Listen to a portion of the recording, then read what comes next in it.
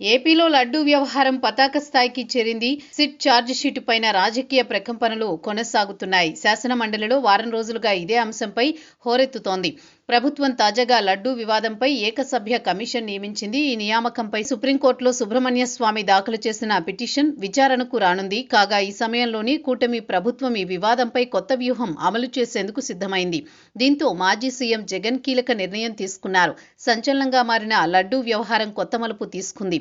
ప్రభుత్వం నియమించిన ఏకసభ్య కమిటీపై సుబ్రహ్మణ్య స్వామి దాఖలు చేసిన పిటిషన్పై సుప్రీం ప్రధాన న్యాయమూర్తి బెంచ్ విచారణ చేయనుంది. ఇదే సమయంలో ఈ వివాదం రాజకీయంగా పతాక స్థాయికి చేరడంతో అసెంబ్లీ వేదికగా చర్చించి అన్ని అంశాలు ప్రజల ముందు ఉంచాలని కూటమి నేతలు భావిస్తున్నారు. వారం రోజులుగా మండలిలో నెయ్యి సరఫరా, ఇందాపూర్ వ్యవహారంపై వైసీపీ నేతలు చర్చకు పట్టుబడుతున్నారు. ఈ క్రమంలో నిరసనలో భాగంగా చెప్పులు, బూట్లు ధరించి శ్రీవారి చిత్రపటాలు పట్టుకుని మండలి వేదికగా వైసీపీ ఎమ్మెల్సీలు శ్రీవారిని కించపరిచేలా వైసీపీ నేతలు వ్యవహరించారని కూటమి ఆరోపిస్తోంది.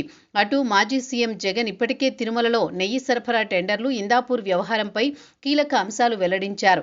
ఈ సమయంలో ఉద్దేశపూర్వకంగా హెరిటేజ్ అంశాన్ని తెరపైకి తెచ్చి మండలిలో వైసీపీ రాద్ధాంతం చేస్తోందనే అభిప్రాయానికి ప్రభుత్వం వచ్చింది. అక్కడ తమ వాణిని బలంగా వినిపించేందుకు ప్రయత్నిస్తున్న వైసీపీ సభ్యులు బలప్రయోగంతో మండలిని తప్పుదారి పట్టిస్తున్నారని ఎన్డీఏ కూటమి సభ్యులు అభిప్రాయపడుతున్నారు. ఈ నేపథ్యంలో కల్తీ నెయ్యి అంశంలో పూర్తి వివరాలను తెలియజేసేందుకు శాసనసభే సరైన వేదిక అని అధికార కూటమి భావిస్తోంది.